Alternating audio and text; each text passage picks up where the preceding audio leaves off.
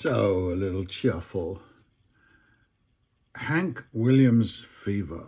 Did Hank sway when he played? I have seen players now and again move with the music they are making. They're not dancing to it for us. Something else is happening. After all, they are making the music. It is not making them. There is the other vogue, like Clapton, the master of this thing, to stand still while the fabulous sound pours out among us. There is on the other end of the spectrum Michael Jackson, who was not the first, I guess. There might have been Elizabethan lute players who danced. We don't know, but it is thrilling. Michael, unchoreographed and choreographed. I saw Iggy Pop in '78, being by then an old fan of Nijinsky. I think he was channeling Nijinsky. It isn't just knee pumping, tapping. Pasternak describes watching Hamlet on stage, a long loping gait, dressed in black, striding through darkness. He said not a word about the words, just this bounding cult-like energy.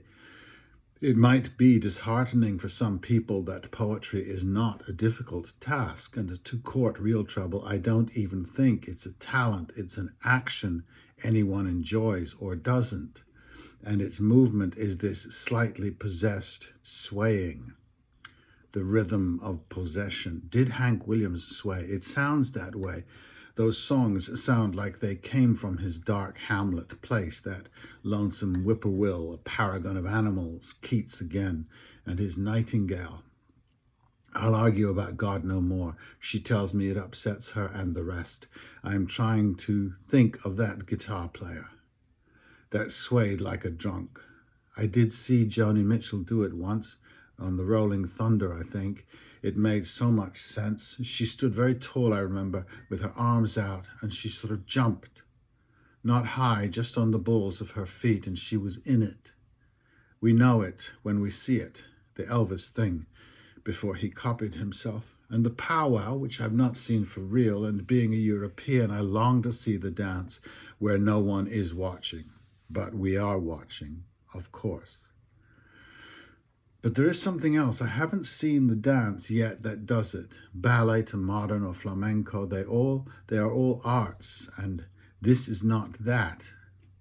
It is completely unschooled, unconscious, like the horse or dog or dolphin. It is not a creature inundated by rain or feeling. It is the creature standing in defiance of both, perhaps, of woes unimaginable, of burdens heavy.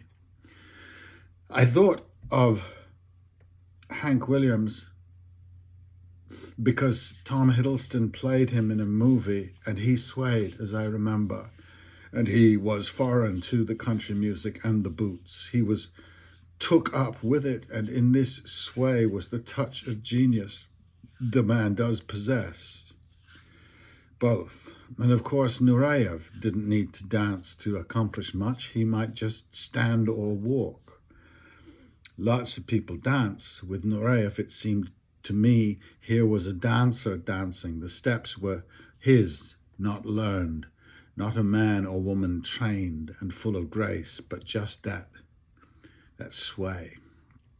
It's just a doodle. I tried to attach it to something of use for today, but I lost the connection, except in the arts maybe, an essence that cannot be absent.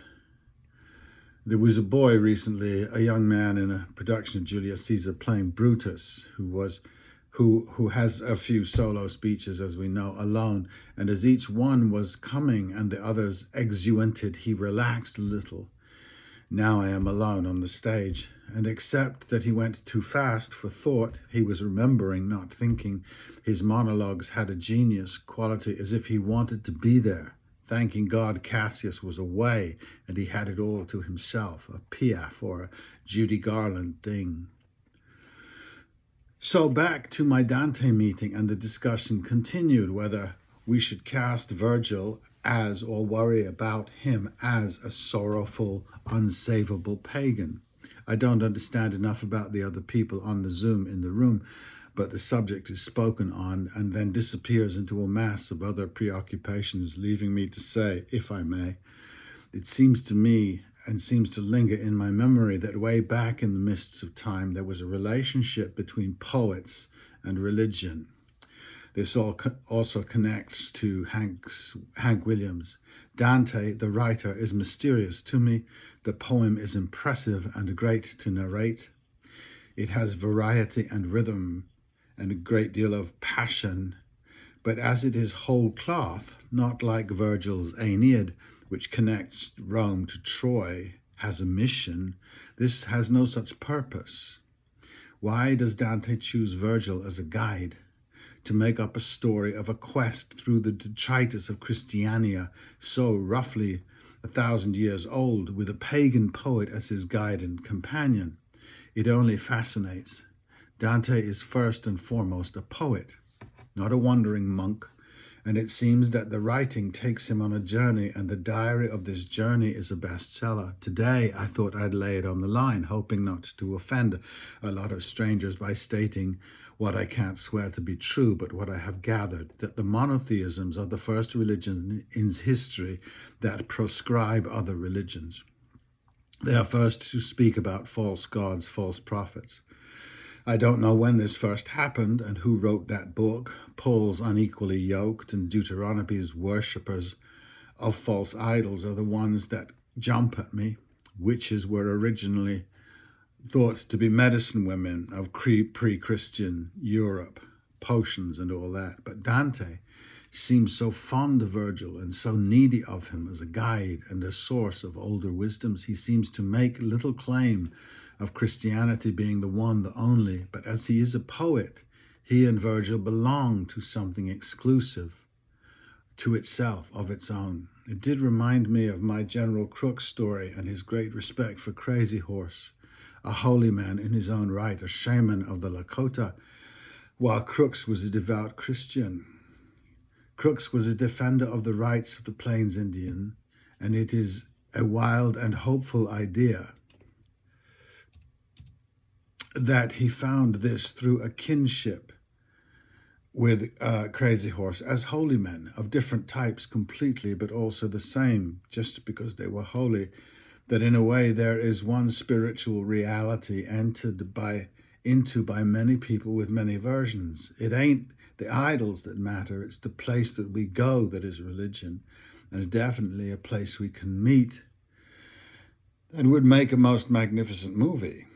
Kevin Costner, the encounter of these two.